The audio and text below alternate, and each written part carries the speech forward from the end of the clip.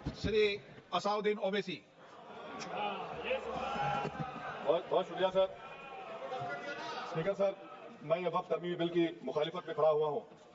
किसी एक शायर ने बड़ा अच्छा कहा था, जब भी ज़मीर और ज़र्फ का सौदा हो दोस्तों, जब भी ज़मीर और ज़र्फ का सौदा हो दोस्तों, कायम रहो हुसैन के इनकार की तरह। सर, ये वक्त तरमीमी बिल भारत के गयूर मुसलमानों के ईमान पर, इबादत पर एक हमला है। नरेंद्र मोदी की हुकूमत ने इस मुल्क की सबसे बड़ी अक़लियत के खिलाफ एक ऐलान जंग कर दिया, और ये जंग सिर्फ ना सिर्फ मेरे जिस्म पर है, बल्कि मेरी आज़ादी पर, मेरी समाजी और माशी मार्जिनलाइजेशन पर है, मेरी शहरियत पर है, मेरे मदरसे, मस्जिदों, खानखाओं और दरगाहों को निशाना बनाया जा रहा है। और ये हुकूमत सच्चाई को नहीं बयान कर रही है कि ये तरमीमी बिल से मुसलमानों का तहफ़्फ़ुज़, तरक्की और गुर्बत का खात्मा होगा। सरासर झूठ है। सर, अगर आप आइन के आर्टिकल 14 को देखेंगे तो उसमें लिखा हुआ है इक्वल प्रोटेक्शन। अब आप देख लीजिए सर कि हिंदू, सिख और जैन को और बौद्ध को उनके एंडोमेंट में तहफ़्फ़ुज़ मिलेगा, क्योंकि उनका एंडोमेंट बाय यूजर बरकरार है और उनका एडमिनिस्ट्रेशन उनके हाथ में होगा। एक गैर हिंदू या गैर उनके मजहब का आदमी दान भी दे सकता है उनके लिए, और एंडोमेंट बोर्ड का तहफ़्फ़ुज़ भी मिलेगा, क्योंकि उसके ऊपर ओवरराइडिंग क्लॉज अप्लाई नहीं होगा, लिमिटेशन का कानून उस पर अप्लाई नहीं होगा। उसके बरक्स ऑपोजिट आप देख लीजिए, मुस्लिम वक्फ को वक्फ बाय यूजर निकाल दिया गया। एक मुस्लिम वक्फ की जायदाद पर कब्जा होगा, लिमिटेशन लगेगा, तो जो एनक्रोचर है, जो खाबिज है, वो रातों रात मालिक बन जाएगा और एक गैर मुस्लिम वक्फ बोर्ड को एडमिनिस्टर करेगा। ये आर्टिकल 14 के इक्वल प्रोटेक्शन का वायलेशन। अब आर्टिकल 14 में सर इक्वालिटी बिफोर लॉ भी है, और उसका कैसा वायलेशन हो रहा है कि कोई आर्बिट्री स्टेप नहीं ले सकता और कोई भी ऑफिशियल किसी भी तरीके से गलत आर्बिट्री फैसला नहीं लेगा। यहां पर आप एक डेजिग्नेटेड ऑफिसर को रखकर वो फैसला लेगा कि ये जायदाद वक्फ की है, गवर्नमेंट की है। क्या ये प्रिंसिपल्स ऑफ नेशनल के खिलाफ नहीं, जिसका तकर्रुर एग्जीक्यूटिव करती है? ये हमारे theory of separation of powers, Bharat के आइन का बेसिक स्ट्रक्चर का हिस्सा है। क्या इसका वायलेशन नहीं है? सर, आर्टिकल 25 का वायलेशन कैसे है कि आप मुसलमानों से वक्फ यूजर छीन रहे हैं और फिर आप कर्व कर रहे हैं वक्फ औलाद को, मगर वहीं पर दूसरे धर्म के मानने वालों को उनके मजहब पर चलने की पूरी इजाजत है। लफ्ज जो आर्टिकल 25 में इस्तेमाल हुआ सर, वो इक्वली एंटाइटल्ड, यहां पर मुसलमानों के इक्वली एंटाइटल्ड नहीं हो रहा। अभी हम गृह मंत्री का, वजीर दाखिला का, यहां पर उनका हमने तकरीर सुनी, यहां पर वो ये कहते हैं, वजीर दाखिला, शायद वो कटमुल्ला की जबान ना कह दे, वजीर दाखिला कहने पर वजीर दाखिला ने अपने बयान में कहा कि बोर्ड और काउंसिल जो होगा वो इस्लाम से अलग है। सर, अगर ये बात सच है आपकी, तो फिर आपको कानून बनाने की जरूरत ही नहीं है, आप एक नॉन स्टैट्यूटरी बॉडी बना दीजिए। ये जो कानून बन रहा है ना सर, ये आर्टिकल 26 इसका सोर्स है, और आर्टिकल 26 जब इसका सोर्स है तो आर्टिकल 26 का ABCD क्या कहता है कि रिलीजियस डिनोमिनेशन को अपने मजहब के अफेयर्स खुद चलाना, मूवेबल इमूवेबल प्रॉपर्टी को लेना और एडमिनिस्टर करना। जब हिंदू धर्म को, बौद्ध धर्म को, सिखों को यह राइट दिया गया है, तो आप कैसे मुसलमानों से छीन रहे हैं? तो ये आर्टिकल 26 का ग्रेव वायलेशन है। तो सर, अब वक्फ बाय यूजर का मामला देखिए, मिनिस्टर साहब ने कहा कि एंक्रोचमेंट हो रहा है, 17,000 एंक्रोचमेंट हुए। तो यही नरेंद्र मोदी की हुकूमत ने 2014 में, उस वक्त के मंत्री ने एक Waqf properties eviction of unauthorised occupants bill को इंट्रोड्यूस किया। आपने विड्रॉ कर लिया 2024 में उसको। क्यों विड्रॉ किया सर आपने? जब आप मान रहे थे कि एंक्रोचमेंट हो रहा है तो आपने बिल को विड्रॉ कर लिया। अच्छा सर, अब वक्फ बाय यूजर को आपने निकाल दिया, माने कंडीशन क्या लगाए कि अगर उसमें डिस्प्यूट होगा गवर्नमेंट प्रॉपर्टी होगी। सर, डिस्प्यूट तो है। मिसाल के तौर पर मोहिबुल्लाह साहब जिस मस्जिद के इमाम है, पार्लियामेंट के सामने मस्जिद है सर, 123 प्रॉपर्टी में मस्जिद है, डिस्प्यूट चल रहा है।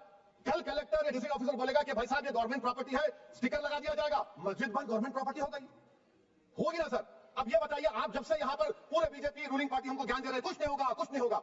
मैं दलील के साथ बता रहा हूं आपको, ये मस्जिद दिल्ली गवर्नमेंट बोलती हमारी है, दिल्ली वक्फ बोर्ड हमारी है। तो सर, वक्फ बाय यूजर, अगर मैं अपनी गवर्नमेंट के खिलाफ वक्फ बोर्ड वक्फ बाय यूजर इस्तेमाल नहीं करेगा तो क्या है सर? अच्छा, ये अमेंडमेंट जब हो जाएगा तो मुझे कहने दीजिए सर, सिर्फ प्राचीन मंदिरों की इबादत होगी, मस्जिदों की नहीं होगी।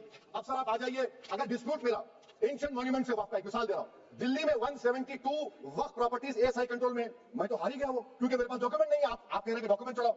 अगर मेरा गवर्नमेंट से डिस्प्यूट चल रहा है, मैं तो क्लेम ही नहीं कर सकता, क्योंकि आप जज बनेंगे, आप ही फैसला करेंगे, और जब तक आप फैसला नहीं करते वो वक्फ की प्रॉपर्टी नहीं होगी। वो प्रोविजन डाल दिया आपने। अच्छा, अगर मैं डिस्प्यूट एनक्रोचर से होगा सर, तो एनक्रोचर में तो आपने तो 107 को डिलीट कर दिया। आप रातों रात खाबिज को, एनक्रोचर को मालिक बना रहे हैं। सर, मैं पूछना चाहता हूं आपके जरिए हुकूमत से, एक मुंबई में बहुत बड़े दौलतमंद है, खोजा बरादरी का यतीम खाना था, उन्होंने 2004 या 5 में 22 करोड़ में खरीद लिया। वो केस सुप्रीम कोर्ट में कि आप उनको मालिक बनाना चाहती है लिमिटेशन एक्ट अप्लाई करके, हमको बताइए, हम जानना चाह रहे हैं। और सच्चर कमेटी ने सर 2007 में कहा कि दिल्ली के 123 प्रॉपर्टीज की मार्केट वैल्यू 6,000 करोड़ की। आज हम 2025 में आ गए, क्यों आप उन प्रॉपर्टीज के खिलाफ पड़े हुए? 1976 में उस वक्त के वजीर आजम इंदिरा गांधी ने लेकर देखा, इसको आप दे दीजिए, मगर आप उसको मानने को तैयार नहीं है। तो सर, और एक जो झूठ फैलाया जा रहा है, management, empowerment, efficient development. Sir, this bill takes any management from the hands of Muslims, disempowers the Waqf in comparison to any other stakeholder, takes away the efficiency of administration and hampers development. Work disempowerment in the name of efficiency. Inefficiency is being created. The progress of development from pre-independence today is sought to be destroyed. Sir अभी हमारे home minister साहब ने फजल पुकाया case का जिक्र किया.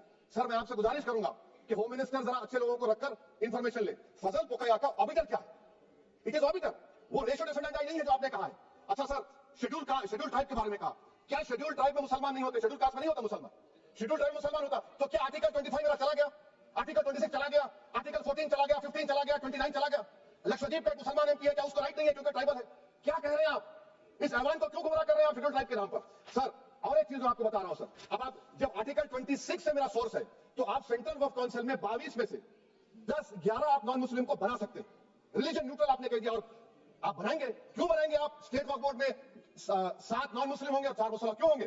क्योंकि आप law में 95 में डायरेक्ट मैनेजमेंट में ले सकते हैं 5 साल के लिए.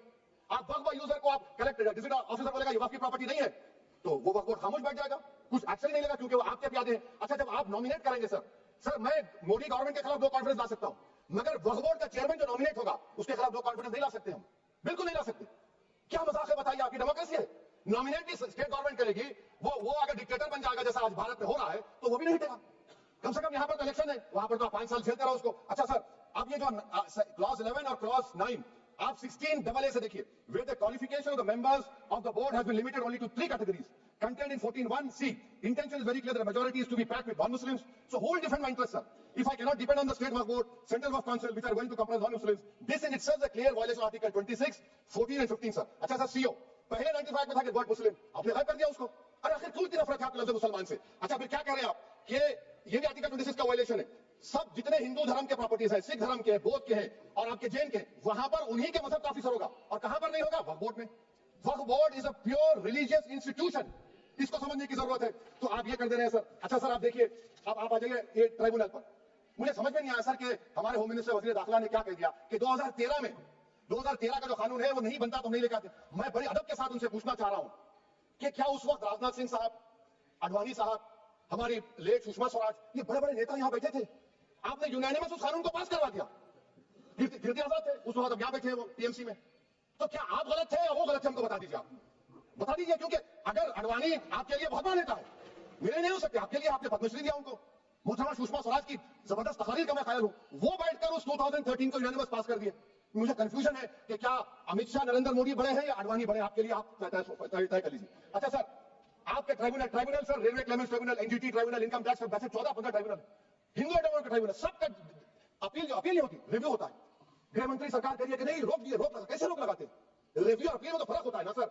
आप ही कह रहे हैं कि पूरे कोर्ट्स में बैकलॉग है और आप अपील कर रहे हैं. अच्छा सर, रिटायर्ड डिस्ट्रिक्ट जज 95 में सिटिंग डिस्ट्रिक्ट जज था, जो एडमिनिस्ट्रेटिव कंट्रोल था सीजीआई साहब, उसको निकाल दिए. अच्छा सर, आप अभी हमारे मंत्री साहब ने कहा trust, sir Shri Sai Baba trust 2004, वो ये कहता है जो ऑफिसर उसमें काम करता है उसको साई बाबा का डिवोटी होने चाहिए और उसको डिक्लेरेशन लेके देना पड़ेगा. यहां पर हो रहा है तो यहां पर क्यों नहीं होगा? अच्छा सर, आप फिर देख लीजिए, ये आपका हो गया सर. हाँ, अब अमित शाह साहब ने सेक्शन 2A के बारे में कहा और ने इस बात का इकरार कर लिया कि दाऊदी बोरा के लिए ये बनाया गया है.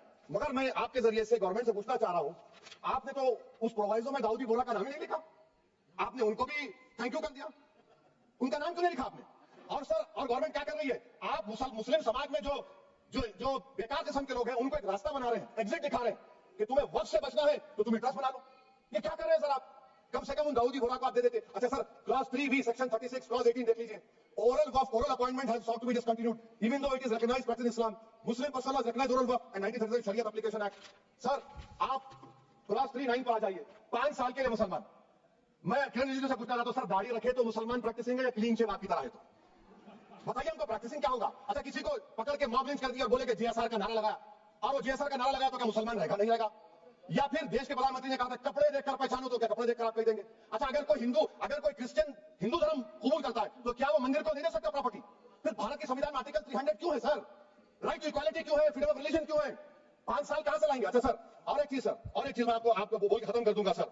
इस बिल में वक्फ और औलाद का सर, इसमें आप देखिए clause 432, The creation of waqf al-awlad shall not result in denial of inherent rights to heirs, including women heirs or the waqif or any other right of person. Sir, ये article 25 का violation है. शरीयत application act 37 का violation, article 300A का violation है. अच्छा, हिंदू धर्म में सेल्फ एक्वायर्ड प्रॉपर्टी को एक हिंदू अब उसके फर्ज के 2 बच्चे हैं, वो एक को अपनी पूरी दौलत दे सकता है, कोई रोक टोक नहीं. वो कहेगा नहीं मैं घर के बच्चों को नहीं दूंगा, महल्ले के गरीब को दे दूंगा, वो भी कोई रोक टोक नहीं है. वहां पर आपको बच्चों की फिक्र नहीं है। जब मैं अपनी प्रॉपर्टी को अल्लाह को मालिक बनाकर दे रहा हूं, आप कह रहे हैं बच्चों की फिक्र नहीं है। इतनी मोहब्बत आप बिल्किस बानो से दिखा देते तो आपके लिए दुआएं देती आपके लिए। तो सर आप दूसरी बात आप देख लीजिए सर, आखिरी बात कहकर मैं अपनी बात को मुकम्मल कर रहा हूं सर। नहीं खैर मुकम्मल कर रहा हूं, स्पीकर साहब बहुत टाइम दीजिए। सर आप देखिए इसमें अमित शाह साहब बोले कि इतनी प्रॉपर्टीज का कब्जा हुआ, चोरी हुई, ये हुआ। सर क्लॉज 2652A सेक्शन, अगर कोई प्रॉपर्टी बेचता है 2 साल की सजा थी, आपने क्या कर दिया, उसको 6 महीने कर दिया। नॉन वेलेबल था, आपने वेलेबल कर दिया। सेक्शन 40 की बात करते हैं, सेक्शन 40 में सर हमको जो ज्वाइंट वर्किंग कमेटी के जो नोट्स दिए, उसमें मिनिस्ट्री ऑफ बायोटेक्नोलॉजी ने कहा कि 30 साल में 515 केसेस सेक्शन 40 के, और सिर्फ 8 लोग कोर्ट को गए। वक्फ यूजर का कानून तेलंगाना आंध्रा में है, सेक्शन 40 का कानून तमिलनाडु 63 है, आंध्र प्रदेश में 43 है, और सर आप डायरेक्शन दे रहे हैं। क्लॉज 4218B देखिए सर, आप रूल बना रहे हैं, कॉर्पोरेट फेडरलिज्म के खिलाफ इतना रूल बना रहे हैं। और आखिर में सर मैं आपको बताना चाह रहा हूं स्पीकर साहब, ये बिल का मकसद सिर्फ मुसलमानों को जलील और रुसवा करना है, मुसलमानों को दूसरे दर्जे का शहरी बनाने का इनका मकसद है। सर अगर आप हिस्ट्री को पढ़ेंगे तो महात्मा गांधी उस वक्त के व्हाइट अफ्रीका में सफेद फार्म अफ्रीका के कानून को महात्मा गांधी ने कहा था कि ये मेरा कॉन्शियस इसको मानता नहीं, मैं इस कानून को कबूल नहीं करता हूं। तो महात्मा गांधी ने क्या किया, उन्होंने इस कानून को फाड़ दिया। तो मैं गांधी की तरह इस कानून को फाड़ता हूं। ये अनकॉन्स्टिट्यूशनल है सर। इस देश में झगड़े पैदा करने का काम बीजेपी करना चाहती है मस्जिद और मंदिर के नाम पर, इसीलिए मैं इसका कंडेम करता हूं। और मैं आपसे गुजारिश करता हूं कि मैंने अपने 10 अमेंडमेंट दिए हैं, आप इसको कबूल करिए सर, मुझे बोलने का मौका दीजिए, और उस पर डिवीजन का मैं डिमांड भी करूंगा। Thank you sir.